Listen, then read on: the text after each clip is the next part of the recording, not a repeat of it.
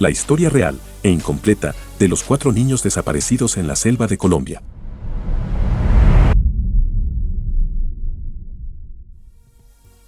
El padre huyó de su pueblo del Amazonas por la violencia, y su esposa y sus hijos acudían a su encuentro cuando la avioneta en la que viajaban se desplomó. Los menores todavía no han sido localizados 20 días después.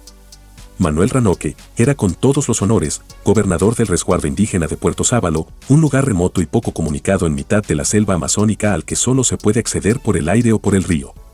El sitio tiene una pequeña pista de tierra donde solo los pilotos más arrojados se atreven a aterrizar.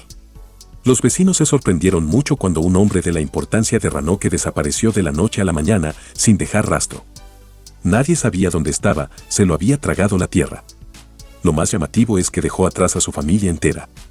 Su huida fue motivo de comentarios y habladurías en la comunidad durante semanas.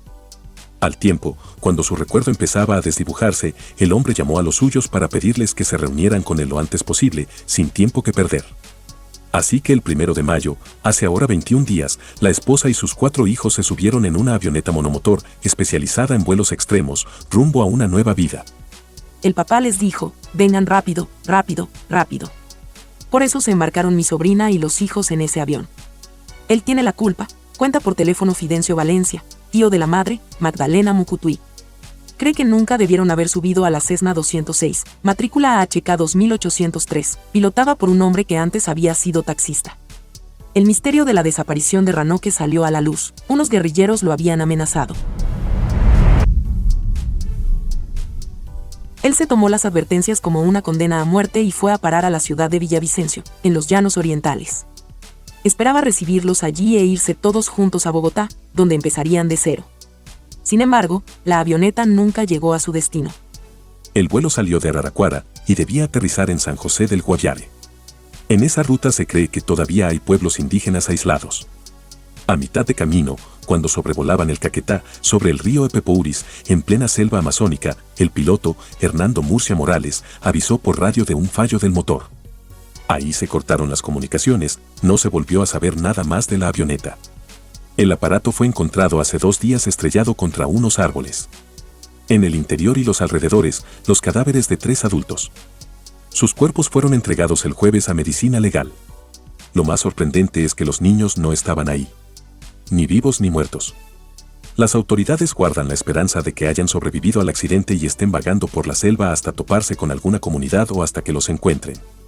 Se llaman Leslie Jacobo Bombairé, 13 años, Solecni Ranoque Mucutuí, 9 años, Jen Oriel Ranoque Mucutuí, 4 años, y Cristian Nerimán Ranoque Mucutuí, 11 meses, y toda Colombia está pendiente de su suerte.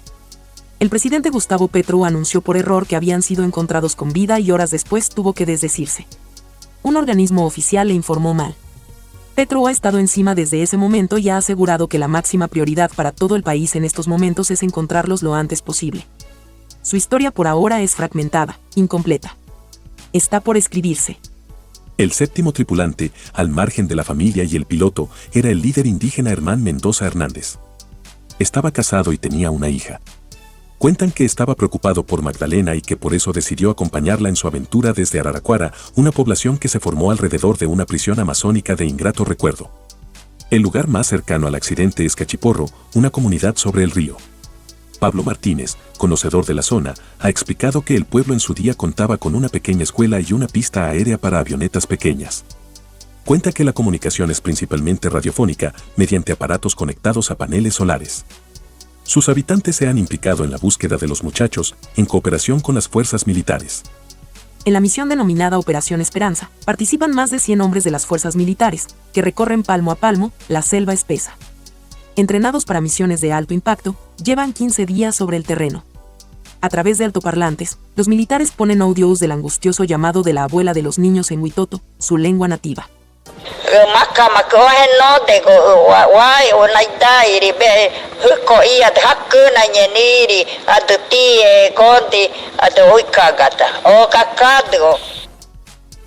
Durante la noche, un avión fantasma de la Fuerza Aérea lanza bengalas para iluminar la zona.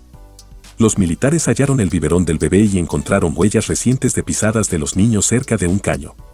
Según fuentes de la zona, hay esperanzas de que hayan sobrevivido debido a que están familiarizados con la selva y sus recursos.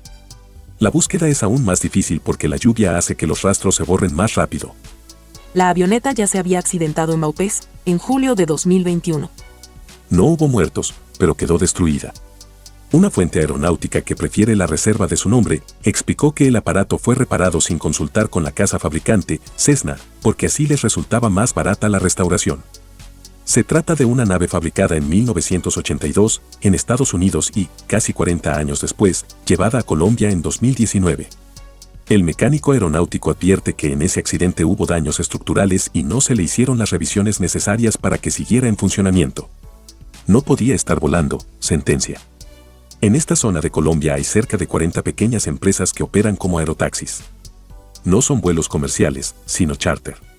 Por lo general, son aeronaves precarias, cuya autonomía de vuelo es de 6 horas. Estas pequeñas avionetas suelen ser el último recurso de transporte rápido con el que cuentan los habitantes de las regiones de la Orinoquia y la Amazonía, que ocupan más de la mitad de Colombia. Fue la forma que tuvo la familia de ir en busca de una nueva vida, a la que nunca llegó. La aeronave se estrelló por el camino y el misterio del paradero de los 4 niños todavía no ha sido resuelto. La respuesta se esconde en las profundidades de la selva. Leli, le pido un favor, que yo soy su abuelita Fátima, usted me entiende, tiene que estar quieta, porque ellos le están buscando los ejércitos a ustedes, para bien a ustedes.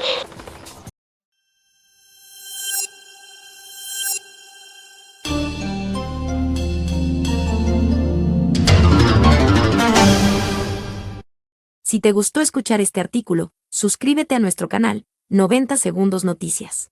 Recuerda, activar la campanita, darle compartir y dejarnos tu comentario. Gracias.